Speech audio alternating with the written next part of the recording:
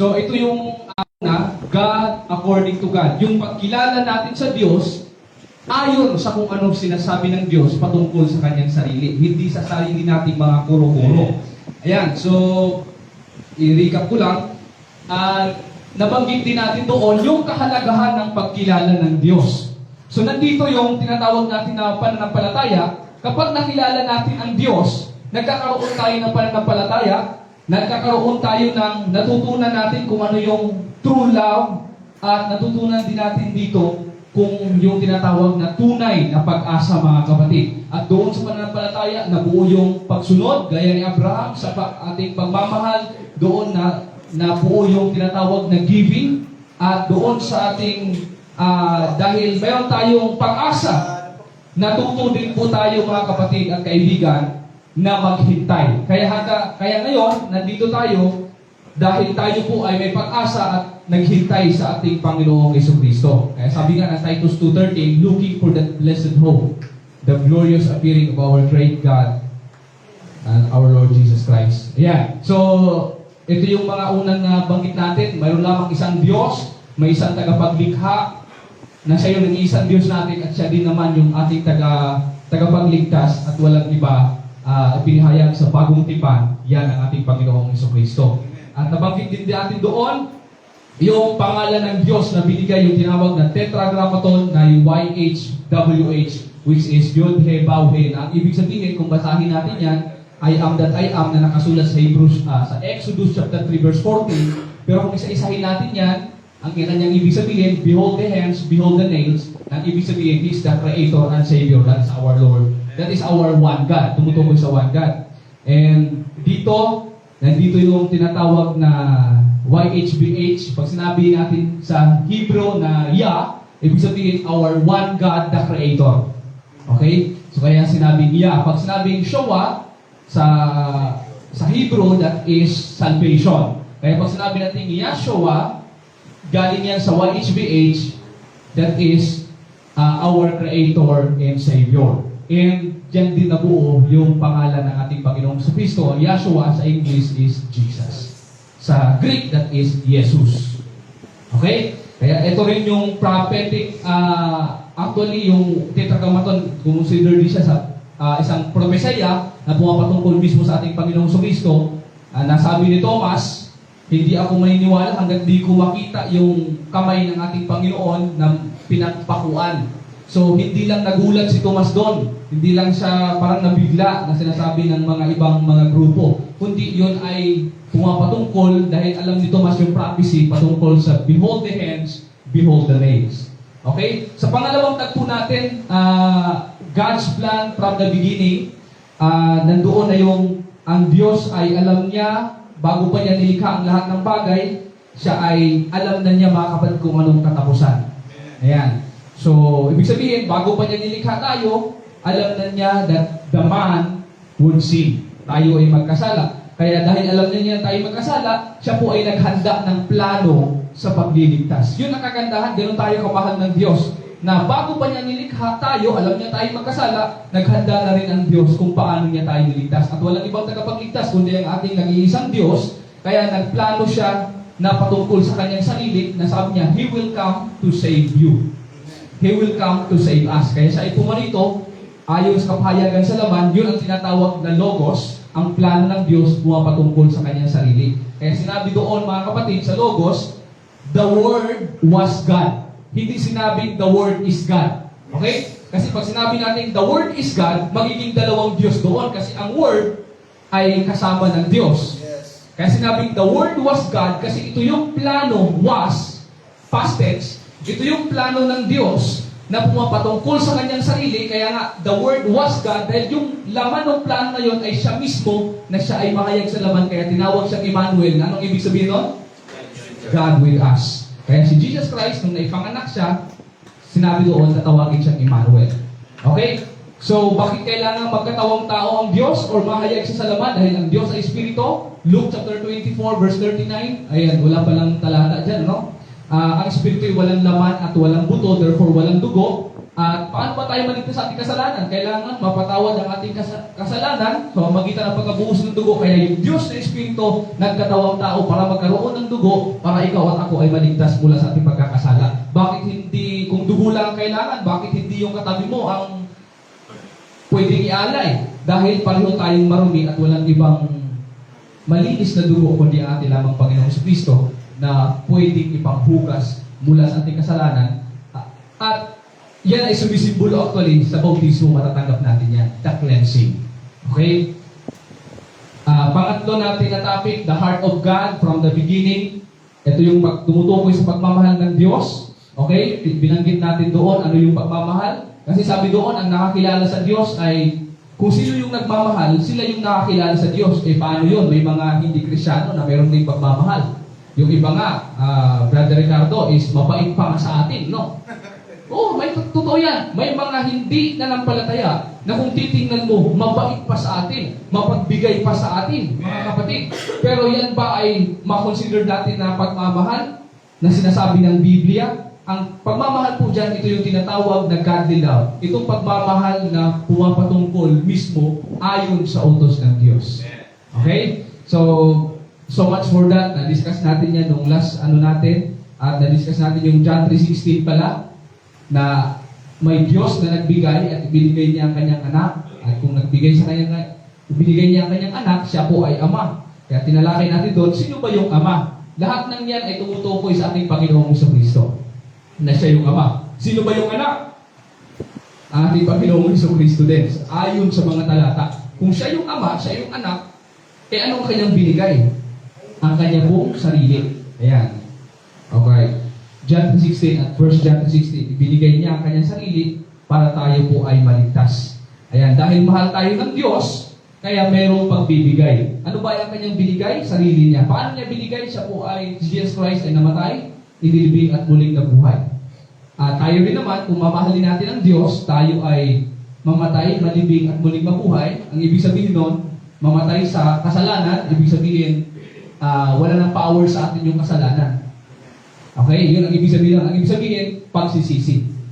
Halimbawa, may isang taong lasinggero, namatay siya. Pag tinagayan mo ba yan ng tatluhay, iinom pa ba yan? Wala na. Kaya nga, ang repentance is sa atin, yun yung tinatawag kamatayan mula sa mga dati nating mga gawain. Ibig sabihin, wala ng power yon para sa atin. Okay? At burial, ito yung bautismo sa tubig at saka sa Espiritu. And resurrection, mga kapatid, kasama dyan yung pagtanggap ng Banal Espiritu. Ito yung newness of life natin na kung saan lumakad tayo sa panibagong buhay, hindi sa ating sarili, kundi sa pamamagitan ng Banal Espiritu na natanggap natin. Okay? Ngayon, ito yung gospel. Yung tawag doon sa pagbigay ng ating dahil mahal tayo ng Panginoong Kristo, nung binigay niya ang kanyang sarili, ang tawag doon pala ay gospel. At yung pagbigay natin ng sarili natin sa Diyos, sa Kanya, ang tawag doon, obedience to the gospel. Yun ang tinatawag na expression of love. Okay? So, ngayon, dito tayo sa tinatawag na faith. Di ba kanina, meron tayong tatlong importance, ano yan? 3 important things kung bakit kailangan nating makilala ang Diyos. Ano yon? Faith, hope, and love. But above all is love. Kaya inuna natin yung pagmamahal nung una. Ngayon, kung patungkol naman tayo sa true faith. Okay, mahaba-haba ito. Ano ba yung faith? Mamaya magtatanong ako mga kapatid. Faith is the confidence of what we hope for. Ang pananampalataya daw, ito yung, ano ba yung confidence? Kampante ka, para sigurado ka mga kapatid, in what we hope for. Ano ba yung inaasahan natin? Bakit ka ba narito sa church na ito? Ano ba yung inaasahan natin? Buhay na walang hanggan. Hindi ka lang nandito para lang display. Di ba? Kasi hindi naman tayo ganun dakinis, di ba?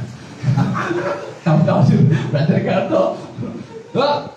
Hindi tayo nandito para lang display, mga kapatid. Kundi, nandito tayo, mayroon tayong inaasahan. What we hope for. Okay, ibig sabihin, kapag naiintindihan mo yung faith, Hindi ka nandyan para lang i-provide yung pangangailangan mo. Hindi ka nandyan para lang ma-solve ang problema mo. Of course, kasama yon. Pero ang tunay na pananampalataya, yung umaasa ka sa mga bagay na makalangit.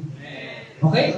Bakit mga kapatid? Hindi ko lang nilagay dyan. 1 Corinthians chapter 15, verse 19. Anong sinabi doon? Kung ang iyong pananampalataya kay Kristo, ang inaasahan mo ay ang mga bagay lamang dito sa mundo. Anong sabi doon? Ikaw yung taong pinaka-miserableng taong dito sa mundo. Sige nga, pakibasa din ng may Bible dyan. 1 Corinthians 5:19. Ayan. Hindi ko na ilagay, naisip ko lang.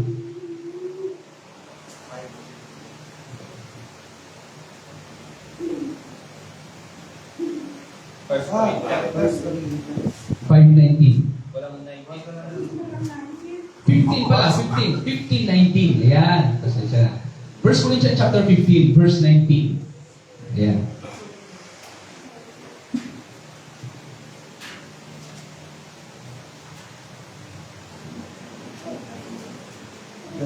Sige. Praise the Lord mga kapatid. Ang sabi dito mga kapatid, kung sa buhay lamang na ito tayo nagsisiasa kay Kristo, ay tayo sa lahat ng mga tao ay lalong kahabag-habag. Kahabag-habag or most miserable man, sabi ng English. Pinaka-miserable. Yung pinaka-miserable palang tao, hindi pala yung mga nakikita lang natin sa labas. Kundi, for short, yung mga taong akala nila yung buhay hanggang dito lang. May iba na nag-church because blessing lang. Kaya may mga prosperity gospel na nagpipreach. Kapag hindi ka mayaman, hindi ka sa Diyos. May gano'n na nagtuturo. Pero ang pananampalataya pala, the confidence of things what we hope for. Ano ba yung inaasahan natin? Sabi ng Biblia kung ang pinaasahan mo, nanampalataya ka lang kay Kristo, inaasahan mo ang mga bagay lamang dito sa mundo, sa buhay na ito, ikaw ay grabe kahabag-habag. Kawawa ka mga kapatid. Okay, ano sabi dito? And the assurance of things what we do not see. Ibig sabihin, tingnan natin kasi minsan ginagamit natin itong verse na ito para sa mga pangarap natin. Of course, di ako disagree doon. Tama naman kasi talagang ipoprovide ng Panginoon yun. Pero gusto kong bigyan natin ng bigat yung tinatawag na pananampalataya. Ano ba talaga ang pananampalataya? Ito yung assurance of things about what we do not see. Yung may kasiguraduhan ka sa mga bagay na hindi mo pa nakikita ngayon, tumutukoy ito sa salvation. Di ba mga kapatid? Salvation ang tinutukoy dito. Bakit?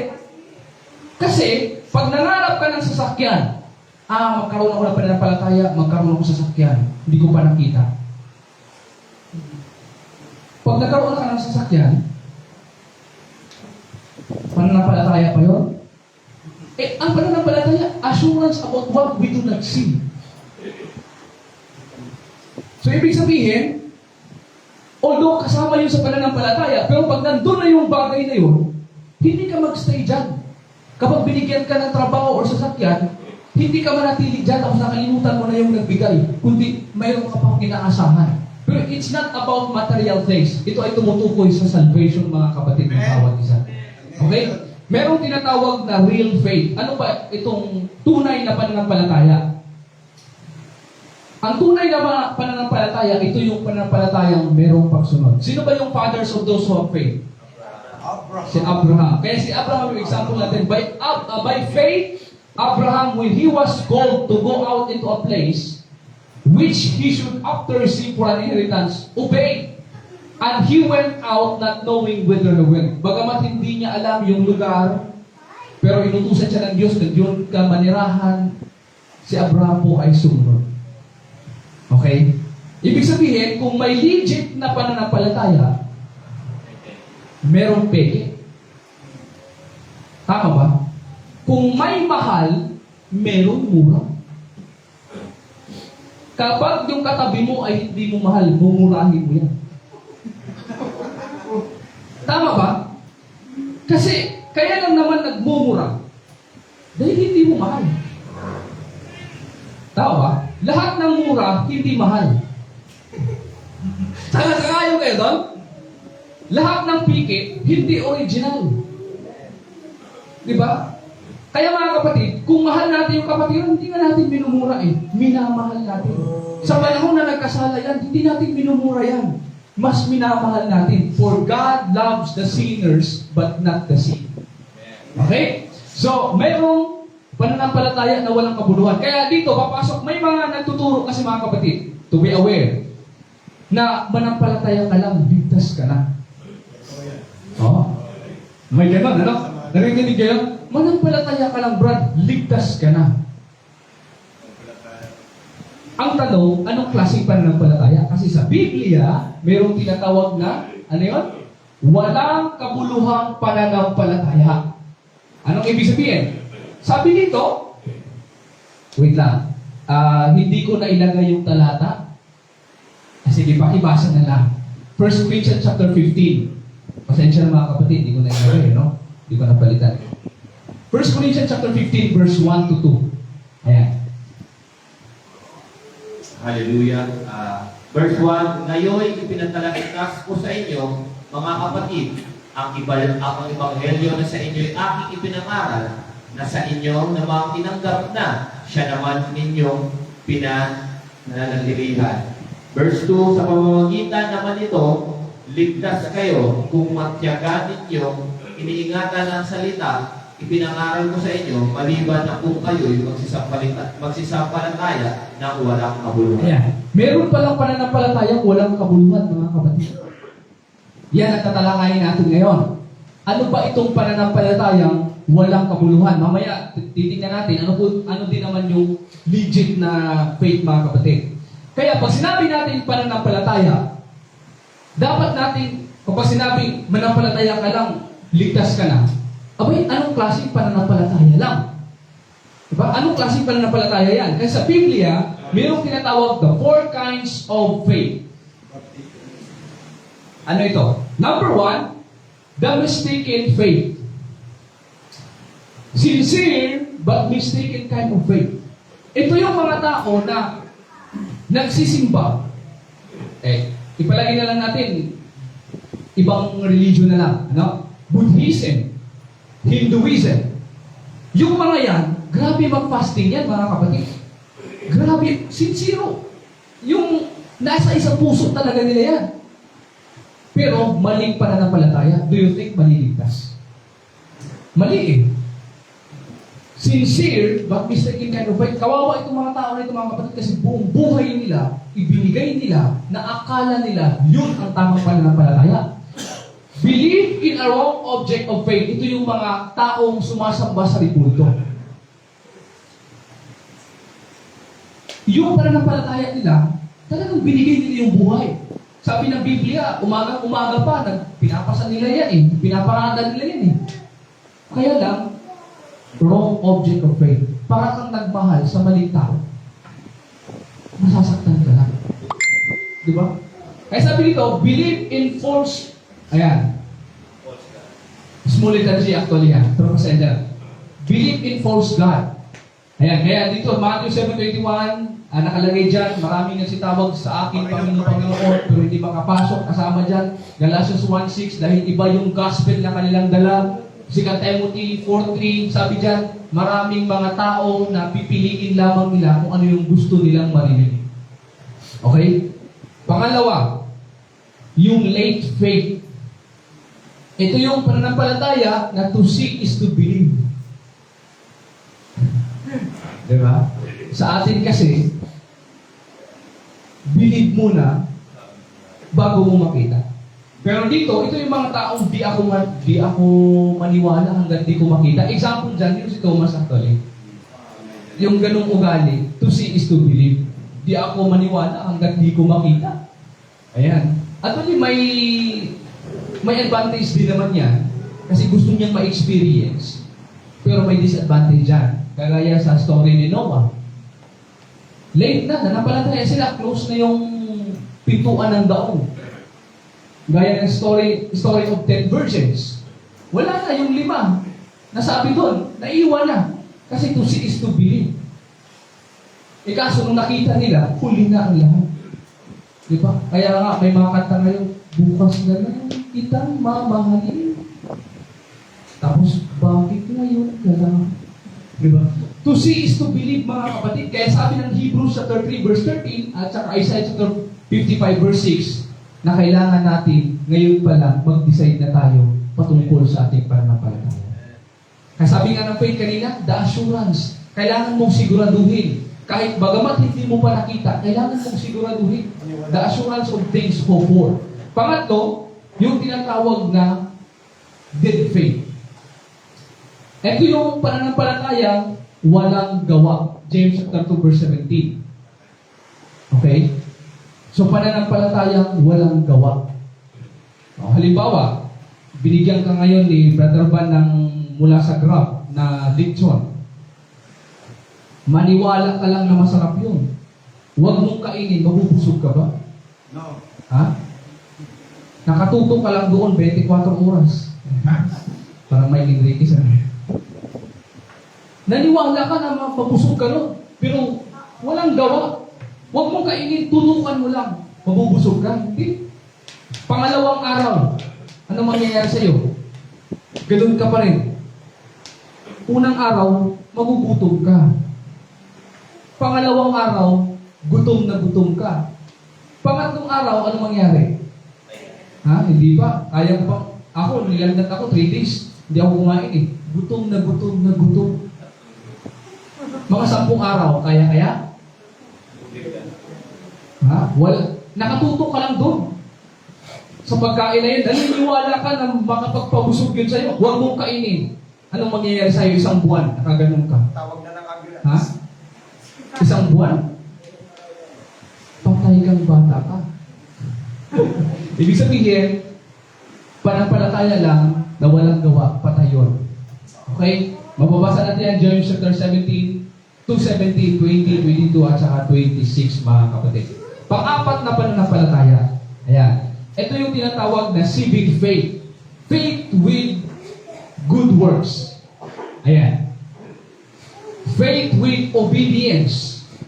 Ito yung totoong pananampalataya kanina na sinasabi, na sinisigurado natin, the assurance of things hoped for.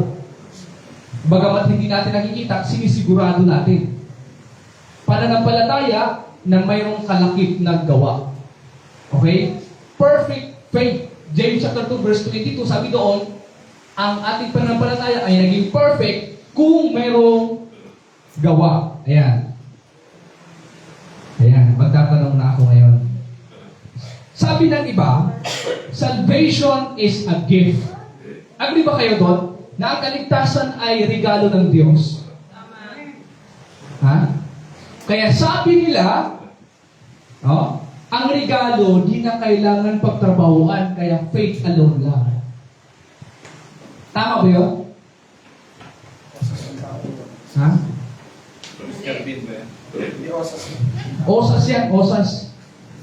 Kaya sabi nila, ang regalo, hindi na kailangan pagtrabahuan. Si regalo nga eh. Bakit mo pagtatrabahuan? Tama yun, mali. Ha? Pag binigyan ba kita ng regalo, pagtatrabahuan mo? Ha? Trabaho yun, hindi. Titingnan natin, ha? Ano ba yung trabaho? Pag sinabi mong trabaho, pag nagtrabaho ka, meron kang sahod. Kapalit doon sa binigay. Pag binigyan kita ng may nagregalo sa'yo, ay, halimbawa, nagpadala sa'yo sa, Palawan Express, pera padala, walang kuskus balumos. Nagpadala sa'yo ng pera doon, 1 million. Oh. Sabi, ang laki doon ah. Sasabihin mo ba doon sa may-ari, sa nagbigay sa'yo ng regalo, na, sige, pagtrabaho ko ito ng 10 years para mabayaran ko ito. Pagtrabahoan mo, hindi, yung regalo. Hindi mo pagtrabahoan yun. Tama yan. Ang regalo, di kailangan pagtrabahoan. Regalo nga eh. Ano ba sabi ng ng Romans chapter 6 verse 23? May bayad ba? Wala. Wala. For the wages of sin is death, but the gift of God is eternal life. Through Christ Jesus Christ. Nasa kay Kristo Jesus. So, ibig sabihin, Pag sinabi mong regalo, di mo kailangan pagtrabahuan. Tama yun. Eh lang dito tayo sa part. Kaya sabi nila, paniwalaan mo lang. Ha? Tama din yun. Kasi, kapag binigyan ka ng regalo, pinadalhan kita sa Palawan ng regalo, hindi ka maniwala na pinadalhan kita, matatanggap mo, hindi. Ha? Hindi mo pinaniwalaan eh. Ibig sabihin, hindi mo pupuntahan doon. Wala, di ka maniwala. Wala. Scam lang yun. Di ka nagpadala. Yun pala totoo na may pinadala talaga. Hindi mo matatanggap yung regalo. Okay? Sige nga. Paano? So tama, ngayon, napain alon lang. Sige, ano masasabi ng mga teachers natin sa likod? Ha? Ano masasabi dyan sa statement? Ang regalo, di kailangan pagtrabahuan, kaya wait alone lang. Okay, re-reconcile natin yan.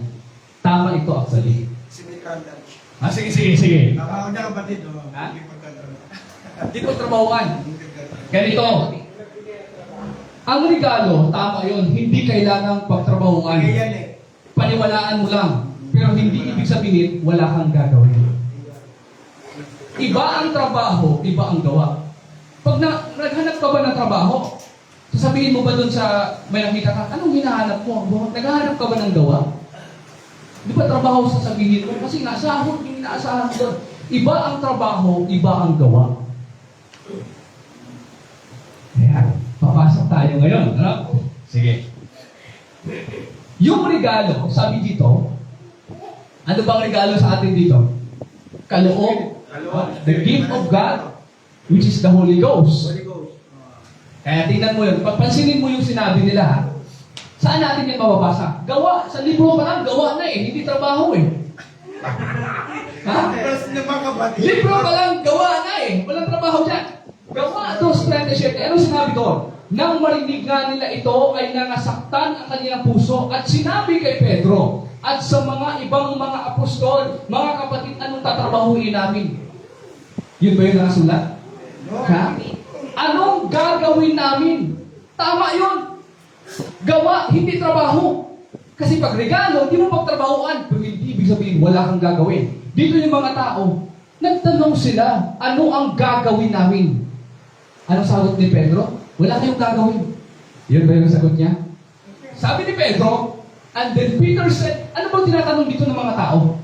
Kasi that time, natanggap ng mga apostol at yung 120 katao doon, yung regalo na ipinangako ng ating Panginoong Kristo mula pa sa book of Joel chapter 2 and Luke chapter 24 verse 45 to 47 to 49 commission, ano?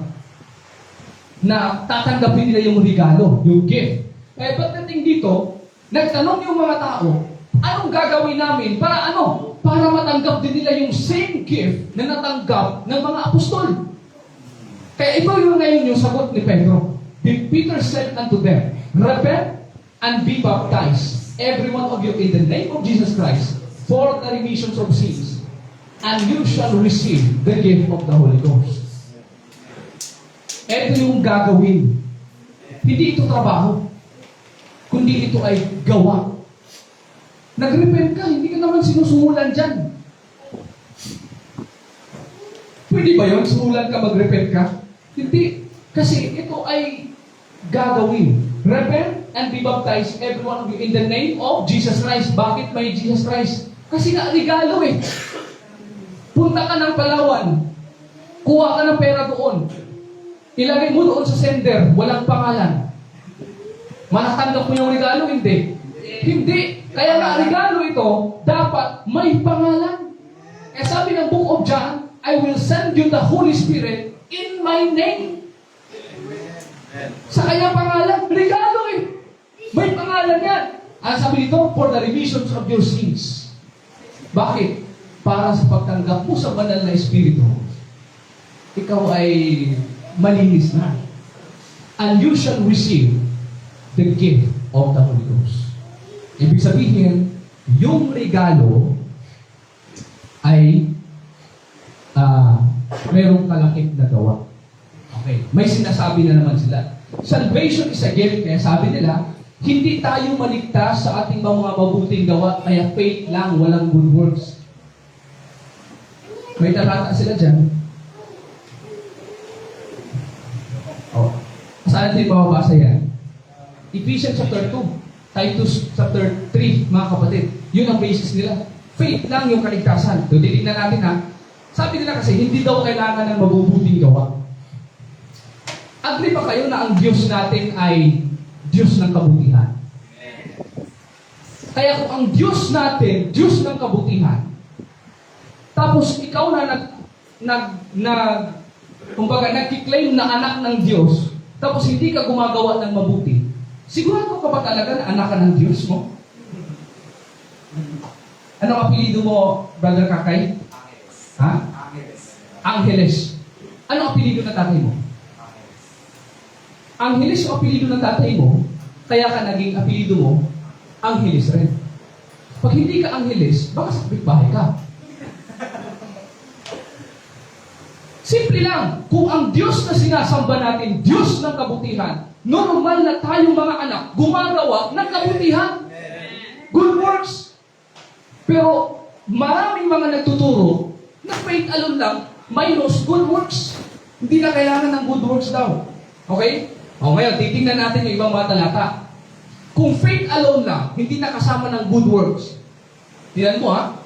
Thou believest that there is one God. Ikaw ay sumampalataya na ang Diyos ay iisa. Anong sabi? Mabuti ang iyong ginagawa. Kapag sumampalataya ka na Diyos ay iisa, mabuti ang iyong ginagawa. Mabuti gawa din pala yun, pati yung pananampalataya na mayroong nag-iisang Diyos. O anong ibig sabihin nun? Kapag hindi iisang Diyos ang sinasampalatayahanan mo, hindi mabuti gawa yun. O pero, ganito, ang mga demonyo man ay nagsisampalataya at nagsipanginig. Bakit? Itong mga tao, faith alone lang ito. Itong mga demonyo na ito. Pasensya na mga kapatid. Oh, Ayusin mo na kalan. paano ba? Hindi ako nagmumura, binasa ko lang. Sabi dito, ang mga demonyo man ay nagsisampalataya. Maging ang mga demonyo ay nagsisampalataya, mga kapatid. Meron po silang pananampalataya. Pero wala silang ginagawang kabutihan. Kung faith alone lang, sabi ng iba, manampalataya ka lang, ligtas na. Abay, ligtas na lang yung mga demonyo na yan. Ito, nakakasulat dito. Hindi pagmumura mga kapatid. Huwag niyo akong misinterpret. Iba yung pagmumura sa pinabasa natin ha. Itong nakasulat na demon dito mga kapatid. English na lang natin. Kasi medyo Ito nakasulat dito. Kung sabi ng ilan, kung manampalataya ka lang ligtas na, ibig sabihin, ito pala, itong kaaway natin, ligtas pala ito. Kasi manampalataya, faith alone yan sila eh. Kaya yung faith alone, mga kapatid, hindi sa Diyos yan. Kasi yung sa Diyos, sabi dito, ikaw ang sumampalataya na iisang Diyos, mabuti ang iyong ginagawa.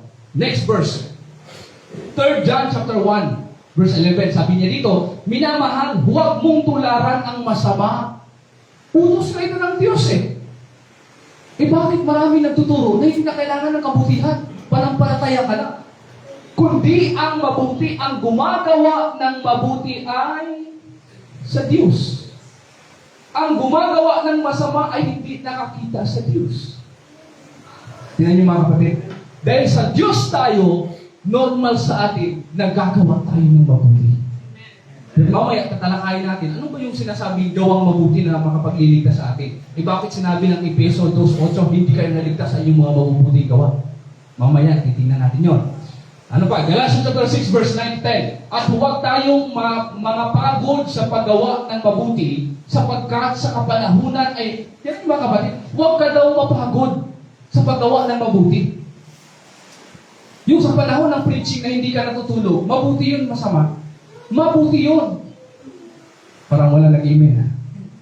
Mabuti ba yun mga kapatid? Yung nag-preach tapos hindi ka natutulog, mabuti yun, masama. Mabuti yun. Pag natutulog ka, mabuti pa rin yun. Siyempre, nakakatulog eh. Hinanam na. Sa mo, inaanap pa lang ako. Ngayon, sabi dito, huwag ka daw mapagod. Alam mo, yung pananampalataya natin sa Diyos, it includes sacrifice. Meron talagang mga panahon na kahit ayaw mo lang mag-attend ng prayer meeting, pero kailangan mo talagang mag-attend. Kailangan natin yung mga kapatid. Sabi dito, sapagkat sa kapanahunan ay magsisipag-ani tayo kundi hindi tayo manghimagod. Kaya nga, samantalang tayo may pagkakataon at magsigawa tayo ng mabuti sa lahat at lalong na sa mga kasangbahay sa pananampalataya. Sa lahat, hindi lang sa pananampalataya natin, kapanalig, kundi pati rin ating mga lahat ng tao, mga kapatid.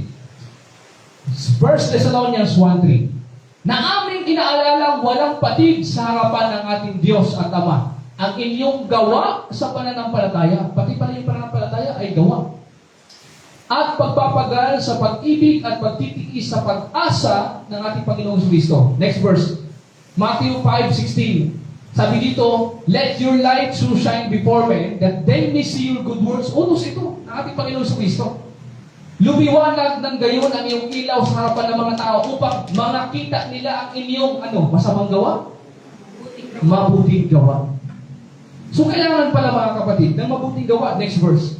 John chapter 10 verse 32, sabi ni Jesus, sinagot sila ni Jesus, maraming mabubuting gawa na mula sa Ama ang pinakita ko sa inyo, maging si ating Panginoong Kristo gumawa ng mabuti. Tingnan mo. James chapter 2 verse 22, sabi dito, nakikita mo na pananampalataya ay gumagawa kalakip ng kanyang mga gawa. At, sabi dito, and by works was faith made perfect. Kaya no choice, tayo mga kapatid kundi gumawa ng mabuti. Dahil yung pananampalataya na walang kalakip na gawa, yan ay patay. Pero pag sinamahan niya ng good works, sabi dyan, naging perfect ang faith. Yung perfect na faith, yun ang kanina sinasabi natin na gawang faith na makapagliligtas sa atin. Okay?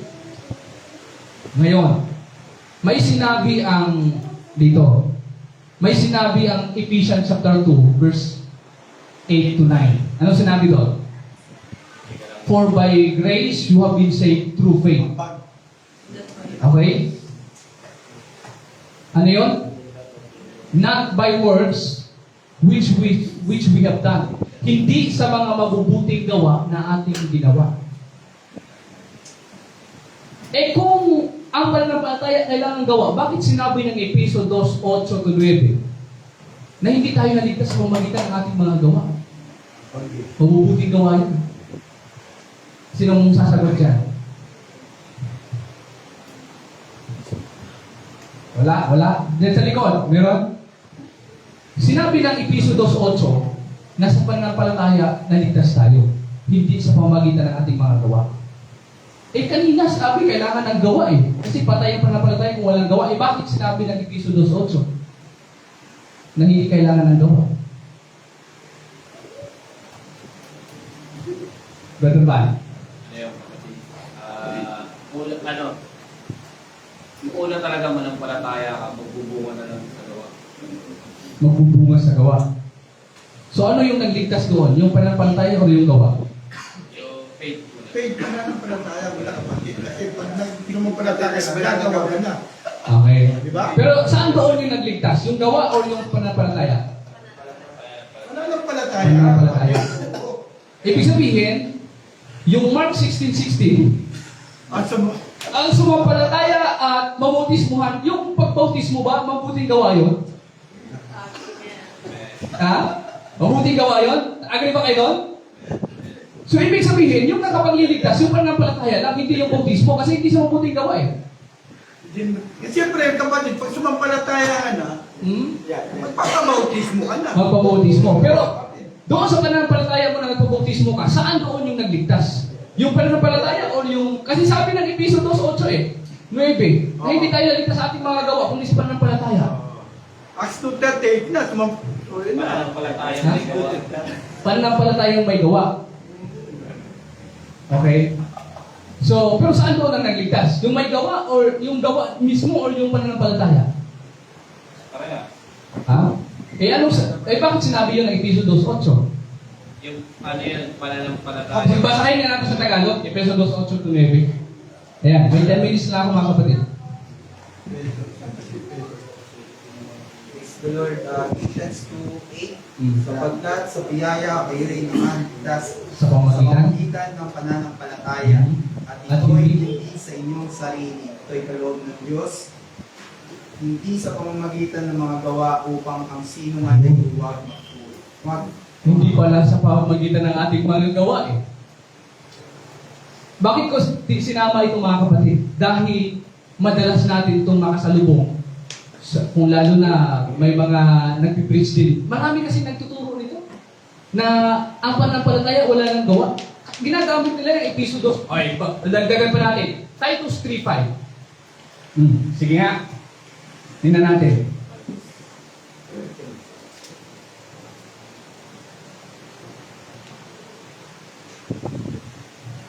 Praise the Lord. Titus 3:5. Hindi dahil sa mga gawa sa katuwiran na ginawa nating sarili, kundi ayon sa kaniyang kaawaan ay kaniyang iniligtas tayo sa pamamagitan ng pagbugas sa muling kapanganakan at ng pagbabago sa Espiritu Santo. Sabi doon, not by works of righteousness which we have done. Hindi daw sa pamamagitan ng ating gawang mabuti na ating ginawa na tayo naligtas, kundi ayon sa habag ng Diyos. Awat na pagdalang na tayo. Mercy or grace. O paano natin yung ipapaliwanag? Paano ka mga kapatid ba? Medyo mahirap pa mga kapatid. Medyo mahirap no, kung nakasalubong tayo ng gano'n, ano? Ng mga tanong. Titingnan natin yung nakasulat sa Biblia. Sa Biblia, may dalawang words. Okay? Number 1, yung tinatawag na self-righteous. Pag sinabi natin self-righteous, ito yung mga gawa, our works, sarili nating desisyon, our righteousness, our achievements, yan, mga mabubuting gawa yan. Pero self-righteous. Kasi, mga kapatid, ganito, pwede ka namang makapagtapos ng pag-aaral kahit wala kang Diyos. Bakit ko? In reality, pero marami din nakapagtapos ng pag-aaral dahil sa Diyos. To be balanced. Pero in reality, mga atheista, mga scientist, di naman yan naniniwala ng Diyos eh. Pero sila ay edukado. Yun ba makapagliligtas sa kanila? Marami silang ginawa sa kanilang sarili. Successful sila. Yan ay tinatawag na self-righteous. Ngayon, yung good works, number 2 is good works or obedience. Pag sinabi sa Biblia na good works, yan ay gawang pagsunod sa Diyos. Okay. Ngayon, titingnan natin. Ephesians 2:8, ano bang sinasabi dyan? For by grace you have been saved through faith. Ano sabi doon? And not of your works. Your works. Our works. Ano ba yung our works? Yung nagsasabi, gagawa ka lang na mabuti. Manampalataya ka lang, gagawa ka ng mabuti, ligtas ka na. Inutos ba yun ng Biblia na gano'n? Wala. Eh kung hindi yung sinabi ng Biblia, kaninong pasya yun? Sa tao lang. Pasya ng tao. So sarili nating righteousness yun. Gumawa tayo ng sarili nating paraan na kaligtasan. Kung gano'n ang mangyayari mga kapatid. Kaya yung sinabi dyan, pansinin niyo yung talata, hindi sa inyong mga sarili. Ang tinutukoy dyan na works or gawa, yung gawa natin sarili. Yung gawa natin sa sarili, hindi makapagliligtas sa atin yun. Kasi kung mabait na mabait, maraming mabait na hindi nagsisimba. Kasama ba sa kaligtasan? Hindi. Walang pananampalataya doon. Maraming mapagbigay na hindi nag-church, hindi naniniwala sa Diyos. Hindi yun makapagliligtas sa atin. Tingnan mo. Works, number 2, good works. Pag sinabi sa Bible na good works, ito yung ayon sa utos ng Diyos. Pagsunod. Kaya works, accordance to faith, God's working in us. Yung bautismo, saan dyan nabilo? Self-righteous or good works? Bakit? Sarili ba natin yun? Tayo ba ang nagpasya na magpabautismo? Tayo ba ang nagpasya na ganito ang kaligtasan, dapat magpabautismo? Sa atin ba yung sarili? Hindi. Yan ay utos ng Diyos na sinunod lang natin para sa ikaliligtas natin. Ibig sabihin, yung bautismo, that is the works of God in us. Dahil sa pananampalataya. Okay, nag-gets natin? Okay, para mag-gets pa natin, okay, sabi dito, salvation is a gift, kaya sabi nila, sabi kasi ng Episo 2:8, 9, Titus 3:5, ang mabuting gawa, di makapagliligtas sa atin. Tama yon.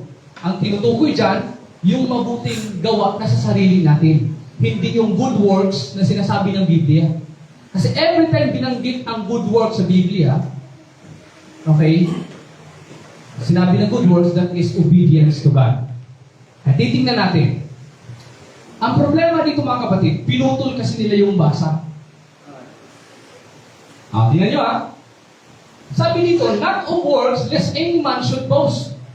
Not of works, ano ba yung point natin pagmayabang? Doktor ka, nurse ka, ganito ang natapos ko, nakapagtapos ako ng ganito ganyan, may credential ako. Yun, pwede, good works yun. Tama yun, kasama yun dito. Nakapag-abroad ako, ganito na yung ano ko, ganito yung pera ko. That is part of works. Hindi yung makapagliligtas sa atin. Maging yung pera, nakasulat ba? Nakasulat yun, Psalm chapter 45. Okay yun. Hindi kasi nila tinapos, pansinin nyo mga kapatid, para hindi tayo madaya, hindi nila kasi tinapos ang basa, hanggang 9 lang yan sila. Pero basahin mo hanggang 10. Anong sinabi ng verse 10? For we are His workmanship, created in Christ Jesus. Ayan, nagdaan na. Ayan. Created in, bakit na tayo? Tayo nilikha ng Diyos para ano? Unto good works, para gumawa pala ng mabuti. Kaya pag pinutol natin yan hanggang 9 lang, akala natin wala talagang good works. Yun nga yung purpose kung bakit tayo nilikha ng Diyos para gumawa ng mabuti. Jesus unto good works which God before ordained us, bago pa tayo pinanganak, that we should walk in them. Kaya pag pinutol ang talata, madadayat tayo mga kapatid. Ang sinasabi kasi ng works dito, yung sarili nating works. Maganda, yung nasasabi na faith alone lang, sinamay pa siya nun, hindi naman yung biblical Ibig sabihin, bilang sila dito. Pero dito, sa verse 10, nilikha pala tayo ng Diyos para gumawa ng mabuti. Tingnan mo, Titus 3:5, pinutol din nila. Not by works of righteousness which we have done, but according to His mercy, save us. Sabi dyan, hindi daw works of righteousness na nagawa natin Pinutol na naman. Pero basahin mo ang verse 8. This is faithful saying, and these things I will that thou affirm constantly, that they which have believed in God. Nanampalataya ba tayo sa Diyos? Yes. Might be careful to maintain, ano yung i-maintain natin? Good works, meron pala dyan Pero anong ginawa ng mga ilan na mga nagtuturo, pinutol nila yan hanggang 5 lang. May story mga kapatid. May isang babae nakatanggap siya ng sulat. Sabi niya, nakalagay doon ng boyfriend niya, mahal hanggang dito na lang na tayo'y magkasintahan. Tatapusin ko na. Haba ng sulat, hindi niya tinapos magbasa. Nag-suicide siya mga kapatid sa puno ng sibuyas. Namatay siya. Ngayon, humarap siya doon sa kay Pedro. Sir, dapat mapunta ako sa langit. Kasi, ito kasalanan ng jowa ko. Yung jowa ko dapat may impyerno yun. Ay, hindi. Inintil mo buhay mo Hindi ka mapupunta dito. Hindi, kasi kasalanan to ng jowa ko. Sinabihan siya doon, Miss, sabi ng amin, di mo kasi tinapos ang basa Nag-suicide ka agad. Nandito pa may isang pa dito sa likod nakalagay dito, it's a prank. It's a prank pala mga kapatid. Kaya pag hindi natin niya tinapos, mapaprank ka talaga. Uso ang scammer ngayon, pati sa pagtuturo ng Biblia. Maraming mga scammer. Sabi ng Biblia, Matthew chapter 24, magsilitawan ang mga bula ang scammer. Propeta mga kapatid, magsilitawan. Dami. Kasi ililigaw nila yung marami. Scam pa. Matagal mo, magtuturo na ganyan, hindi tinapos. Pero nandyan pala. Okay? Next, mga kapatid. May pananampalataya na ako, ano ang aking gagawin? Okay, ito yung gagawin natin. Yung kanina, repent and be baptized and receive the gift of the Holy Ghost. Ito yung gagawin. Ngayon, ito ay hindi natin self-righteous. Kasi ginawa natin ito hindi dahil sa ating sarili, kundi ginawa natin ito ayon sa pagsunod sa utos ng Diyos. Hindi tao ang gumawa niya na nag-program na dapat maligtas ang tao, ganito, mag-repent siya, tapos magpabaptize. Hindi tao ang gumawa niyan, kundi ang Diyos ang gumawa niyan, mga kapatid. Siya ang nagpasyanan ng way of salvation natin. Sino ba yung tagalangit? Ang Diyos. Siya lang ang may alam kung paano tayo makapunta doon. Ngayon, bakit yan ang gagawin natin? Dahil ito yung tinatawag na obedience to the gospel. Ano ba yung gospel? The death, burial, and resurrection. Pasok pa rin, mga kapatid. Okay? Sunod, ito, obedience to the gospel. Tayo ay, si Jesus Christ namatay, tayo rin mamatay, at siya ay nalibing, tayo rin malibing, at siya ay nabuhay, tayo rin mabuhay. Ito yung gawa na sinasabi na i-partner natin sa faith para sa ikaniligtas natin. Okay? Ngayon, balik tayo sa in knowing God. In knowing God produces true faith that obeys the gospel. Kaya yung sinasabi nilang faith alone, anong klaseng faith yun? Okay? May 4 kinds of faith tayo. Sabi dito, in taking part in obedience on them that know not God and obey not the gospel. Kung matatandaan nyo yung topic natin sa last time, in knowing God, nabuo dito yung faith. Kaya, sa faith, we learn to obey. Ito yung topic natin actually ngayon, mga kapatid. Faith, we learn to obey. Kung titingnan nyo, di ba pasok pa rin yan dito sa knowing God? Knowing God and obey the gospel. Kabaliktaran nito, di ba? Ngayon, kung titingnan natin, lahat ng yan pumapatungkol sa knowing God. Nagkaroon tayo ng pananampalataya, nagkaroon tayo ng tinatawag na pagsunod. Anong pagsunod? Yung good works. Ano yung good works? Faith, repentance, baptism, and newness of life. Gospel pa rin, obedience to the gospel. Nagkaroon ka ng pagmamahal, ibinigay mo ang iyong sarili. Paano ibinigay mo ang iyong sarili? Ikaw ay namatay, malibing at muling nabuhay. Paano yun? Repentance, baptism, and newness of life pa rin. Kung papansinin niyo ang mga talatang niya, lahat yan ay pumapatungkol dito sa knowing God and obedience to the gospel. Lahat ng yan. So, ang next topic natin, mga kapatid, ay patungkol sa hope. Okay? So, dito, knowing God, ito yung topic natin nung last, na sa pagmamahal, sa pagkilala sa Diyos, tutunan natin magmahal, and then binigay ng ating Panginoong Kristo ang kanyang buhay, kaya ibibigay din natin ating buhay, tanda ng ating pagmamahal. Paano ba natin ibigay? Ganun pa rin. Repentance, baptism, newness of life, death, burial, and resurrection. Lahat ng topic natin na ito ay dalawa lang. Knowing God and obedience to the gospel. Ang sabi ng Biblia, hindi ka mapunta sa naglalagab-lagdapol. Bagkos, maklaim natin yung regalo, which is the eternal life, mga kapatid. Kaya hanggang dito na lang muna. Praise the Lord, lumagpas na ako sa aking oras ng 10 minuto, mga kapatid. And pwede ba tayo muli, mga kapatid? Praise the Lord.